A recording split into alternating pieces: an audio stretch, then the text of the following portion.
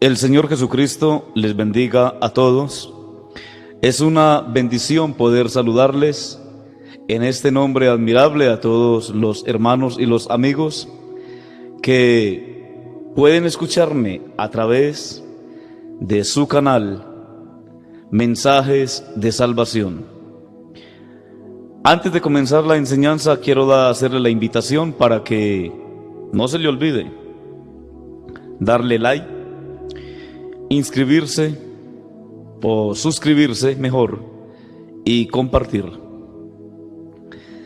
Quiero en esta ocasión compartir con ustedes un tema que es la secuencia del tema que venimos tratando acerca de la unicidad.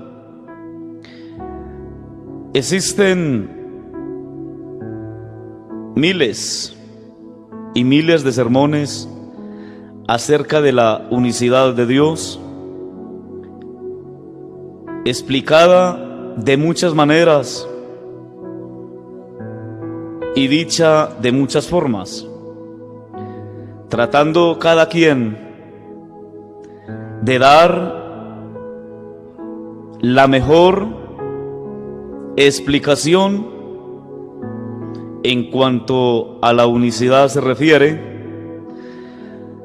pero la palabra de Dios es nueva cada mañana y una explicación más o una predicación más u otra enseñanza no sobra en nuestra vida, y al contrario va a enriquecer más nuestro conocimiento acerca de la verdad de Dios contenida en su palabra. Y es esta verdad que Jesucristo es Dios manifestado en carne, que Jesucristo es el Señor, que Jesucristo es el mismo Padre eterno y que Jesucristo es el verdadero Dios y la vida eterna. Para dar inicio a esta enseñanza,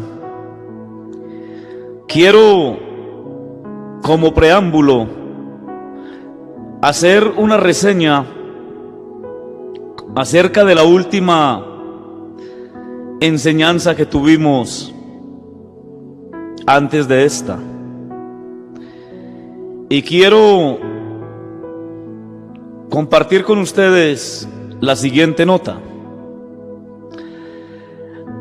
acerca de lo que dice la primera carta del apóstol Juan en el capítulo 5 y en el versículo 7. Porque tres son los que dan testimonio en el cielo: el Padre, el Verbo y el Espíritu Santo, y estos tres son uno. Y quiero que preste mucha atención a lo que voy a decir acerca de esto. Hay quienes quisieran ver en este versículo o en este texto una declaración de la unicidad. Los trinitarios lo toman como una declaración contundente de la Trinidad, pero la verdad es que esta fórmula trinitaria, como aparece en la versión Reina Valera, no forma parte del texto original. Solo se encuentra en diversos manuscritos latinos de los siglos XII, XV y XVI.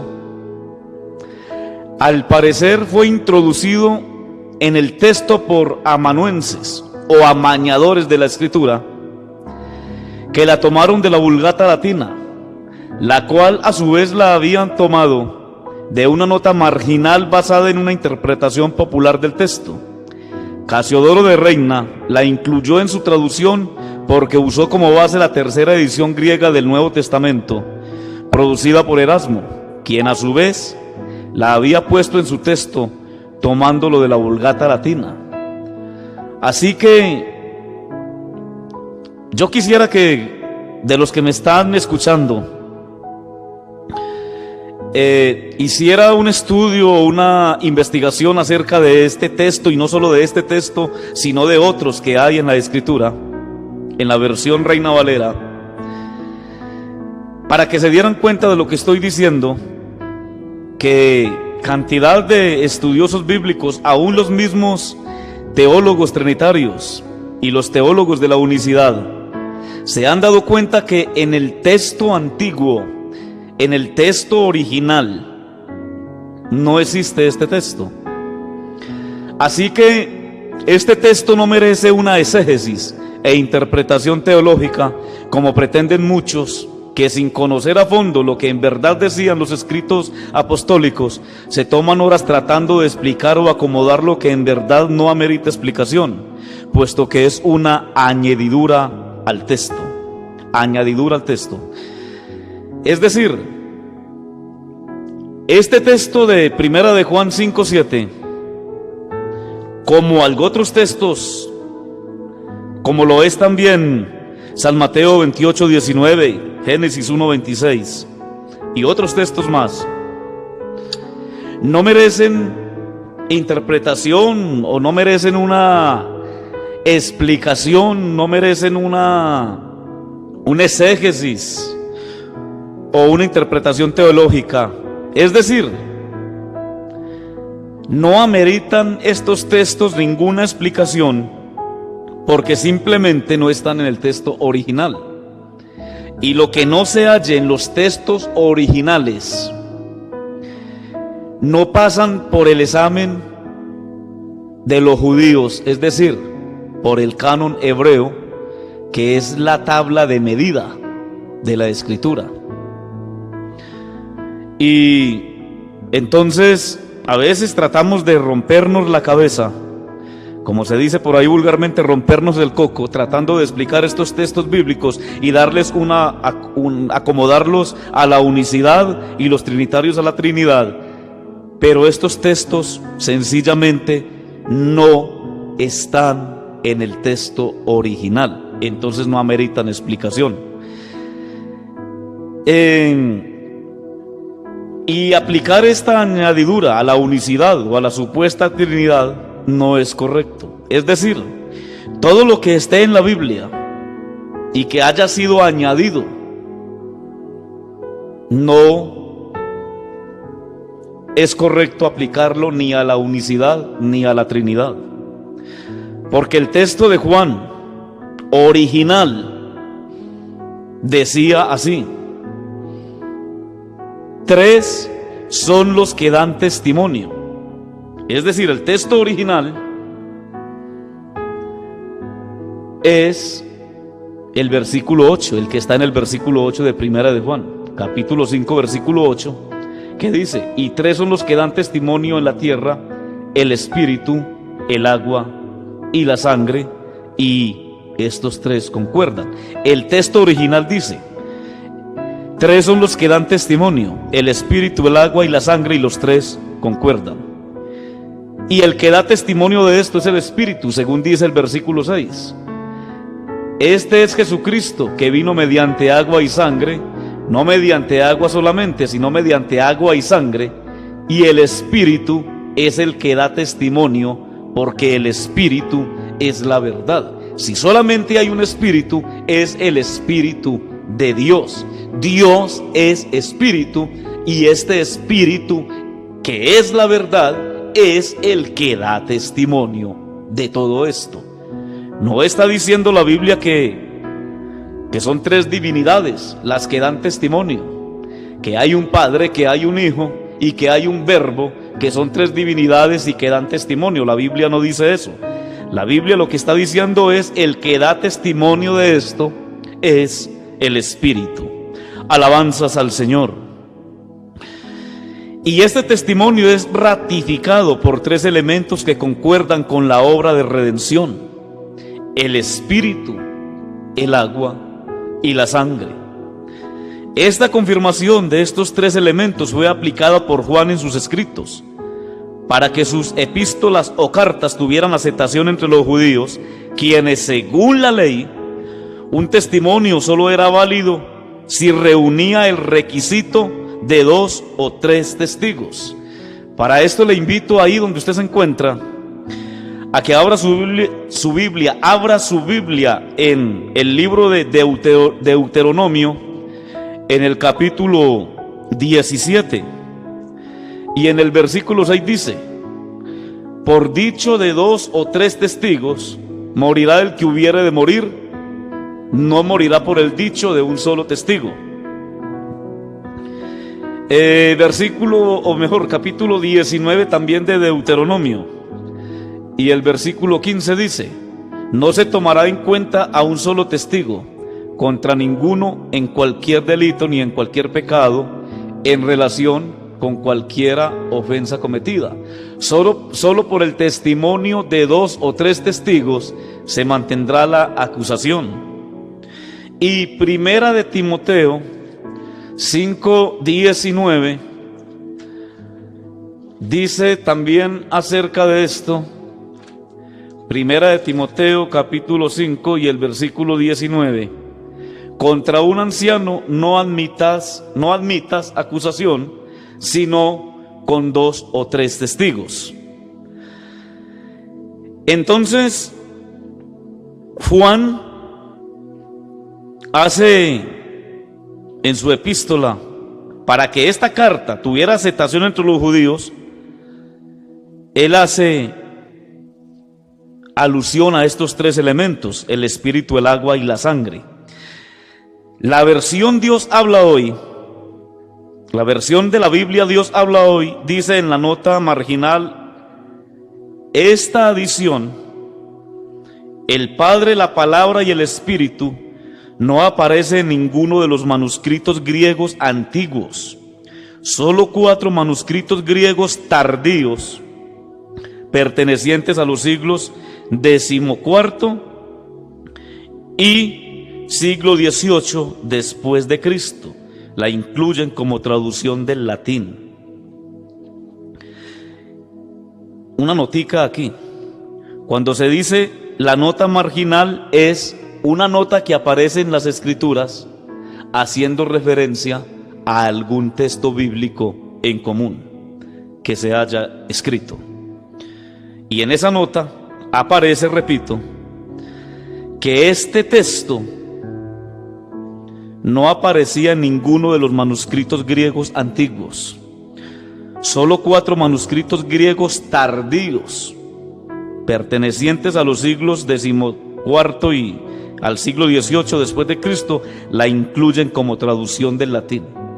Alguien se le dio por poner este texto siglos después de Cristo, colocó esta añadidura. Quería entonces hacer esa reseña acerca de la última enseñanza que tuvimos, para tener como un poco claro de qué es que estamos hablando. Y en esta ocasión quiero entonces que abra su Biblia en la primera carta del apóstol Juan, capítulo 1, versículos 1 al 4. Primera carta del apóstol Juan, capítulo 1, versículos 1 al 4. Tiene como título la palabra de vida. Y dice el versículo 1: lo que era desde el principio, lo que hemos oído, lo que hemos visto con nuestros ojos, lo que hemos contemplado y palparon nuestras manos tocante al verbo de vida. porque la vida fue manifestada y la hemos visto, y testificamos y os anunciamos la vida eterna, la cual estaba con el Padre y se nos manifestó. Lo que hemos visto y oído, eso os anunciamos, para que también vosotros tengáis comunión con nosotros. Y nuestra comunión verdaderamente es con el Padre y con su Hijo Jesucristo. Estas cosas os escribimos para que vuestro gozo sea cumplido. El tema en esta ocasión es el Logos de Dios. Alabanzas al Señor Jesús. La introducción a esta carta, es decir, la introducción a Primera de Juan, se refiere al mismo asunto y utiliza algunas de las mismas palabras que el prólogo al Evangelio de Juan. Cuando el apóstol Juan redactó el Evangelio y las epístolas que llevan su nombre, lo hizo desde una ciudad griega llamada Éfeso. Allá había que lidiar con los filósofos, los cuales demandaban una razón de ser del Dios que anunciaban los cristianos. Es decir, a Juan le tocó en la ciudad de Éfeso, digámoslo de alguna manera, enfrentarse a una cantidad de no cualquier clase de personas. Juan se enfrentó a una clase de gente que eran los filósofos, o de los filósofos más importantes de la época. Y cuando a un filósofo, aún de estos tiempos, se le habla de Dios, normalmente los filósofos demandan o piden una razón de ser del Dios que se les está anunciando. Y a Juan le demandaban una razón de ser del Dios que anunciaban los cristianos. ¿Por qué existía? Usted a un filósofo tiene que explicarle por qué creemos que existe Dios.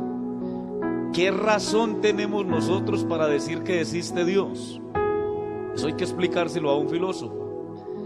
Nosotros como cristianos, como anunciantes del Evangelio de Jesucristo, tenemos que tener las herramientas a la mano para demostrarle a los filósofos de este tiempo por qué decimos que existe Dios, por qué decimos que hay un Dios, por qué decimos que creemos en Dios y en cuál Dios es que creemos. Asimismo era en ese tiempo, cuando los cristianos de los primeros siglos se lanzaron por el mundo a proclamar el Evangelio, se les acusaba de ateos e ignorantes. En efecto, ellos no tenían dioses que se pudieran ver o palpar, es decir, los cristianos de ese tiempo, y aún los cristianos de hoy en día, no tenemos un Dios que lo podamos palpar con nuestras manos, y no le podemos decir a la gente: mire, aquí tengo a Dios, mírelo con sus propios ojos, mire, aquí está al lado mío. O decirle: mire, ahí en mi frente, ahí al frente mío, o enfrente suyo, o al lado suyo, está el Dios que yo le predico, el Dios que yo le anuncio está ahí. Nosotros no le podemos decir eso, porque el Dios que nosotros predicamos, el Dios que nosotros anunciamos, no se puede ver, pero sí lo podemos sentir. Pero decirle a un filósofo que sentimos a Dios, o decirle a un ateo que sentimos a Dios, para ellos no tiene tanta importancia o no tiene tanta creencia. Y los cristianos de ese tiempo, repito, y nosotros hoy en día, no tenían dioses que se pudieran ver o palpar como lo tenían o como los tenían los paganos. Los paganos de ese tiempo y los paganos de hoy en día sí tenían y tienen dioses que se pueden ver o palpar, porque para muchos Dios es un crucifijo colgado en la pared, es un muñeco hecho para muchos de yeso, otros de cemento, otros de madera, otros que son un poquito más finos los tienen hechos de hierro, otros los tienen hechos de bronce, otros ya más finos todavía tienen algunos dioses hechos de metal, otros los tienen hechos de plata, y ya pues los que sí son ricos, los que son millonarios, sí tienen dioses hechos de oro. Y hay quienes se dan el lujo de tener sus propios lugares o sus propios, lo que llaman ellos, santuarios de reunión, donde tienen una cantidad de dioses exhibidos para que la gente les vea la pomposidad y les vea el poder monetario que tienen. Y entonces tienen santuarios donde exhiben, repito, algunos dioses hechos de plata, de diferentes elementos, algunos hasta de oro, y se dan el lujo de decir: yo creo en Dios y mire a Dios en este lugar. Los ateos de ese tiempo también los tenían, y en respuesta a tales acusaciones, porque vuelvo y repito, a los cristianos de ese tiempo se les acusaba de ateos e ignorantes, porque no mostraban ningún Dios que se pudiera ver o palpar. Y en respuesta a tales acusaciones, algunos cristianos apelaron a aquellas personas a quienes la antigüedad consideraba sabios por excelencia, es decir, a los filósofos. Y quiero pedirle el favor que preste mucha atención a lo que voy a decir a partir de este momento para que pueda entender. Estos filósofos a los cuales apelaron aquellos cristianos de la antigüedad, que eran considerados sabios por excelencia, estos filósofos enseñaban que por encima de todo el universo se encontraba un ser supremo y que los dioses paganos eran hechura humana. Es decir, los filósofos sabían y entendían que esos diosesitos hechos de diferentes metales, de diferentes materiales que adoraban, que tenían los paganos, eran dioses hechos por manos humanas. Los filósofos, los sabios de ese tiempo sabían eso, sabían esas cosas. De ahí que en defensa a tales acusaciones los cristianos empezaron a decir que ellos también, al igual que los filósofos de antaño, que los filósofos, repito, de esa época, creían en un ser supremo. Ellos no creían en el paganismo. Los filósofos, y los sabios de esa época no creían en los dioses hechos por los hombres. Ellos no eran paganos, ellos creían en la existencia de un ser supremo y que ese ser era Dios. Y con este argumento los cristianos apelaron a los filósofos para defenderse de las acusaciones que les estaban haciendo al considerarlos ignorantes o ateos. Este argumento era fuertemente convincente y contribuyó a la aceptación del cristianismo por parte de muchos intelectuales. Es decir, cuando los cristianos de ese tiempo expusieron ante los filósofos que ellos creían en un ser supremo, así mismo como los filósofos creían. Eso le gustó a los intelectuales de ese tiempo, y muchos intelectuales aceptaron el cristianismo, entre ellos. Pero ese argumento encerraba un peligro. Escuche bien, es decir, preste mucha atención. Era muy posible que los cristianos, en su afán por mostrar la compatibilidad entre su fe y la filosofía, llegaron a convencerse a sí mismos de que el mejor modo de concebir a Dios era, no como lo habían hecho los profetas y los escritores bíblicos, sino más bien como Platón, Plotino y otros. Es decir, el peligro que corrían los cristianos de ese tiempo por aceptar esa similitud en la creencia de ellos y los filósofos, en que adoraban a un Dios supremo, el peligro que ellos corrían era de que entonces terminaran aceptando a Dios, creyendo en Dios como lo aceptaban y como creían los filósofos, y no como lo decían los profetas, o como lo dice y lo decía y lo dice la Escritura. Y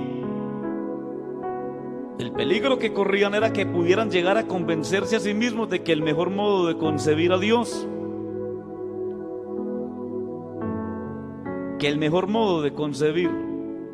a Dios era, no como lo habían hecho, repito, los profetas y los escritores bíblicos, sino más bien como Platón, Plotino y otros lo hacían, puesto que esos filósofos concebían la perfección como algo inmutable, impasible y estático. Es decir, para los filósofos, ese ser supremo en el que ellos creían era inmutable, era impasible y era estático, es decir,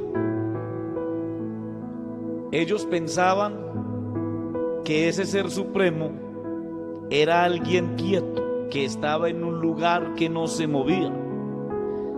Y obviamente tenían razón al decir que era inmutable. Lo que no tenían razón era en pensar que era impasible o que era estático. Pues muchos cristianos llegaron a la conclusión de que tal era el Dios de que hablaban las Escrituras naturalmente. O sea, es decir, los cristianos se dieron cuenta que lo que los filósofos pensaban era cierto, de que Dios era inmutable por naturaleza. Para eso era necesario resolver el conflicto entre esa idea de Dios y la que aparece en las Escrituras, donde Dios es activo, donde Dios se duele con los que sufren y donde Dios interviene en la historia. Es decir, el reto de los cristianos de ese tiempo era demostrar que el Dios de las Escrituras sí era inmutable, pero no era un ser estático, no era un Dios impasible, era un Dios que interactuaba con los humanos, que se dolía del pecado, que se dolía de los que sufren, y que Dios interviene en la historia. Este conflicto entre las Escrituras y la filosofía, en lo que se refiere a la doctrina de Dios, se resolvió de dos modos. Uno de ellos fue la interpretación alegórica. Según esa interpretación, donde quiera que las Escrituras se refieren a algo que se oponía al modo en que los filósofos concebían al Ser Supremo, esto no debía interpretarse literalmente, sino alegóricamente. Así, por ejemplo, si las Escrituras se refieren a Dios hablando, esto no ha de entenderse literalmente, puesto que un ser inmutable no habla. Eso es lo que los filósofos decían. Que si la Biblia dice que Dios habla, eso no se puede, según ellos, interpretar literalmente, porque un ser inmutable no habla, según ellos. Intelectualmente esto satisfizo a muchos, Es decir, esto le gustó a muchos, esto les llenó a muchos. Pero emocionalmente esto deja mucho que desear, pues la vida de la iglesia se basaba en la idea de que era posible tener una relación íntima con un Dios personal. Y el ser supremo, inmutable, impasible, estático y lejano de los filósofos no era en modo alguno personal. Es decir, ese Dios inmutable, estático e impasible que los filósofos decían, era alguien que no podía acercarse a los humanos, que no podía interactuar con los humanos. Esto dio origen al segundo modo de resolver el conflicto entre la idea del Dios de los filósofos y el testimonio de las Escrituras. Este segundo modo era la doctrina del logos o verbo. Quiero aclarar esto para los que de pronto no tienen ese conocimiento. Cuando hablamos del logos, hablamos del verbo. Logos es la palabra. Según, y vuelvo y repito, todo esto que venimos hablando dio origen al segundo modo de resolver el conflicto entre la idea del Dios de los filósofos y el testimonio de las Escrituras. Este segundo modo era la doctrina del logos, la doctrina del verbo, la doctrina de la palabra, según la desarrollaron Justino, Clemente, Orígenes y otros. Según esta doctrina, aunque es cierto que Dios mismo es inmutable, impasible, etc., Dios tiene un verbo, Dios tiene una palabra, Dios tiene logos o razón que sí es personal y que se relaciona directamente con el mundo y con los seres humanos. Y Juan es el único apóstol que usa la palabra logos o verbo para referirse a Dios expresándose. Es claro que este término es una concepción derivada de la filosofía griega que consideraba al logos como el principio cósmico de idea y forma. Por esto Juan declaró: y el logos era Dios. La idea del verbo o del logos de Juan en el capítulo 1 y en el versículo 1 era para demostrarle a los griegos que el logos o el verbo de los cristianos era Dios mismo revelado o manifestado. Es decir, si a los filósofos había que demostrarles la razón de ser de ese Dios en el que los cristianos creían, esta era la manera de demostrárselo.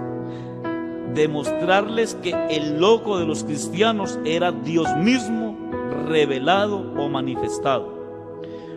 Y Juan escribió este evangelio adaptándose un poco a la forma de pensar de los griegos para ganar mayor número de ellos para Cristo.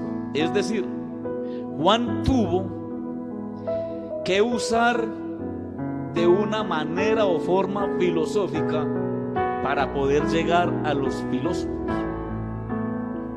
Esto nos demuestra que nosotros a veces, para decir una misma palabra o una misma frase, tenemos que recurrir a diferentes formas de ideas de las personas.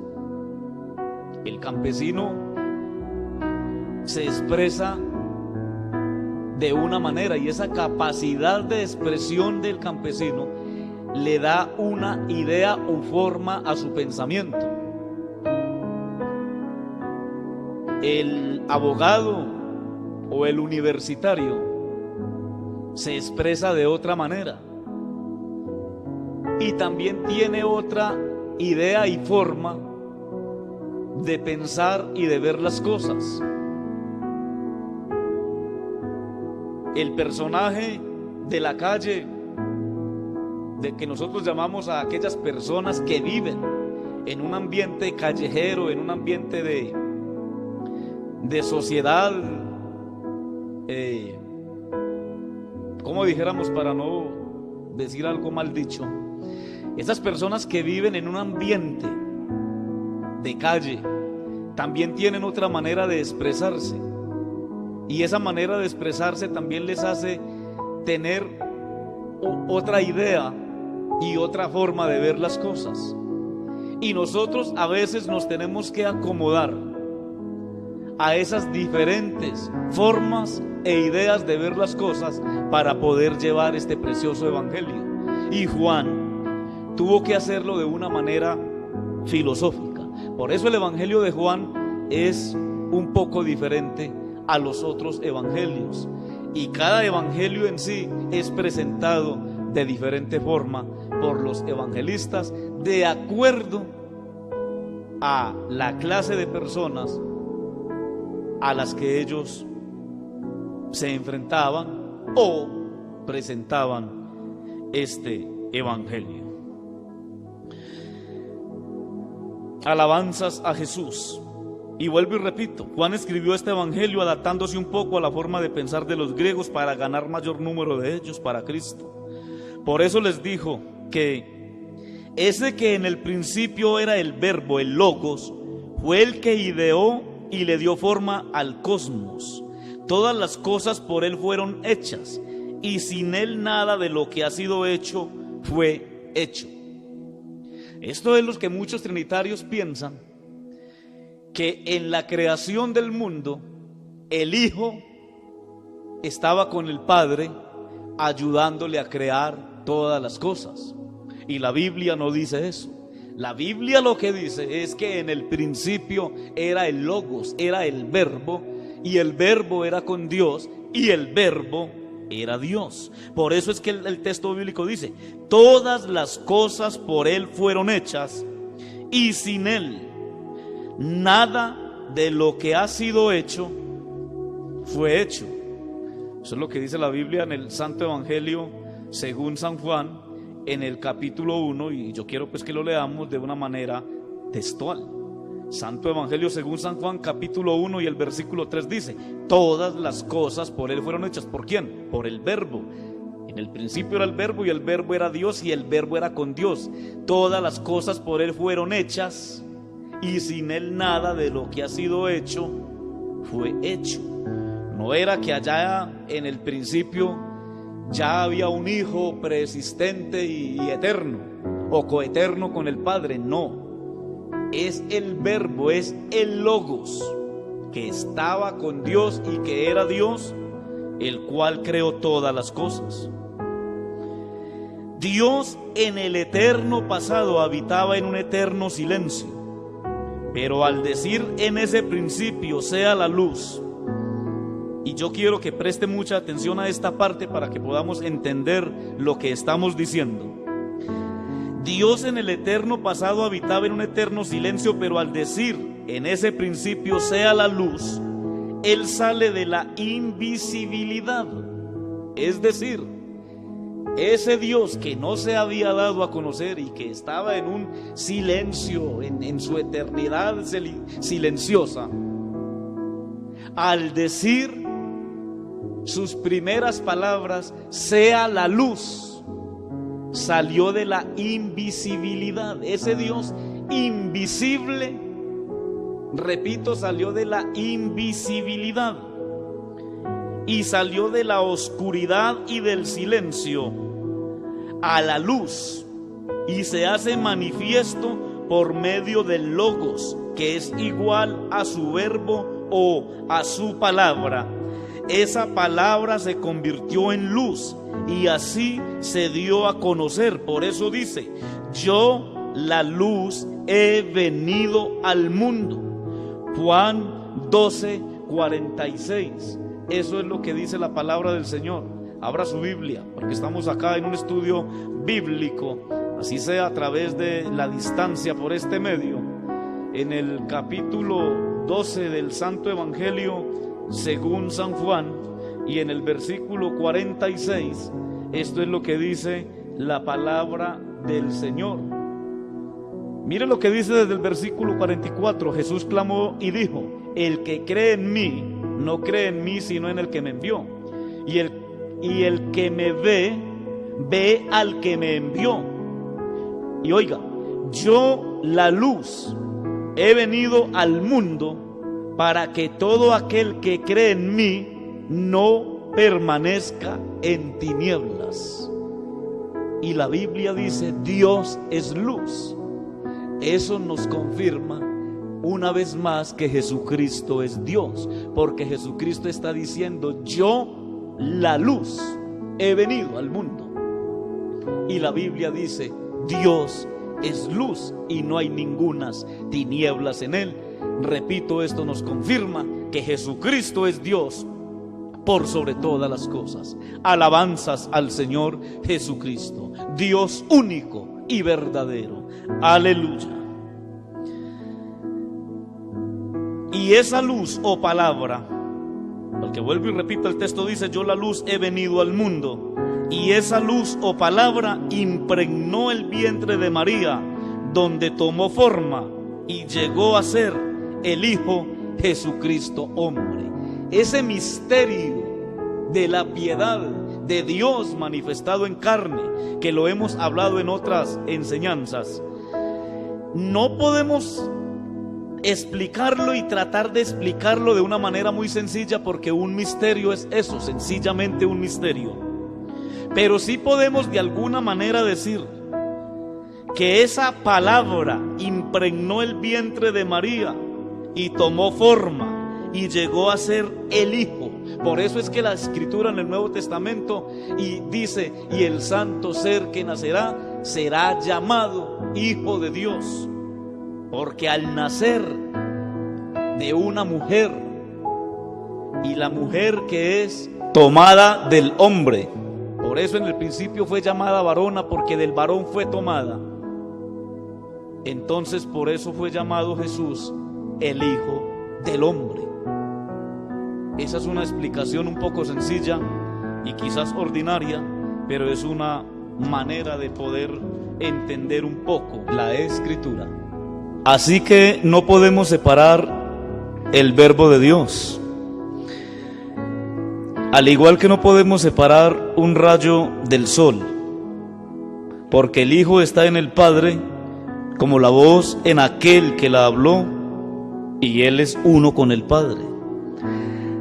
Y podemos decir, ya para terminar, que al igual que el rayo de luz es uno con el sol, si no hay sol, no hay rayo de luz. Este es un hermoso misterio por medio del cual Dios se une al hombre y el hombre a Dios.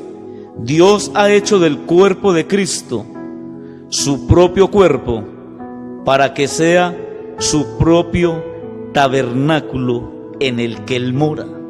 Por eso Jesucristo dijo: el Padre que mora en mí. Aleluya.